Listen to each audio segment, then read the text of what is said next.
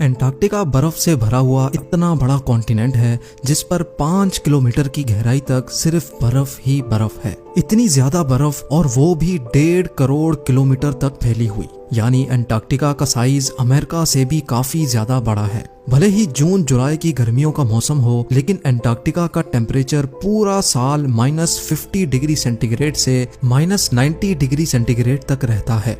इस शदीद तरीन ठंड की वजह से ही यहाँ जिंदगी की उम्मीद बहुत ही कम है। लेकिन उसके बावजूद भी पूरे एंटार्क्टिका में 400 से भी ज्यादा लेक्स डिस्कवर हो चुकी हैं, जो बर्फ की लेयर के नीचे छुपी हुई हैं। जेम टीवी के वीडियोस में एक बार फिर से खुशामदीद। नाजरीन, एंटार्क्टिका में ना ही कोई टाइम जोन फॉलो होता है और ना ही यहाँ किसी कंट्री का कब्जा है। हत्ता के पूरे एंटार्क्टिका में सिर्फ 2 ATM मशीन्स लगी हुई हैं। कई लोगों का मानना है कि एंटार्क्टिका की बर्फ के नीचे कई राज पोशीदा हैं। कुछ का तो ये भी मानना है कि बर्फ से ढके हुए इस मिस्टीरियस कॉन्टिनेंट के नीचे एक अलग ही दुनिया बसती है जहां एलियंस का राज है।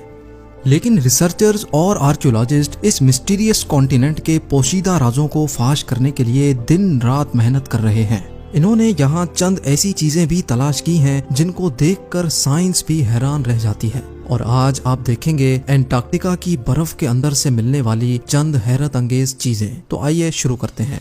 नंबर 8। 2009 में एक डिस्कवरी ने रिसर्चर्स के रोंगटे खड़े कर दिए जब एंटार्क्टिका की बर्फ के अंदर से एक बिल्ली का ढांचा मिला। लेकिन इसमें हैरान करने वाली बात ये नहीं थी कि ये ढांचा बिल्ली का है, बल्कि हैरान करने वाली बात ये थी कि ये जिस बिल्ली का ढांचा था वो आम बिल्ली नहीं बल्कि अंडे देने वाली बिल्ली थी। जब रिसर्च लैब्स में इस अजीब बिल्ली के ढांचे पर मजीद तहकीक की गई तो मालूम पड़ा कि ये जानवर कम से कम भी 2 करोड़ 50 लाख साल पहले धरती पर पाया जाता था।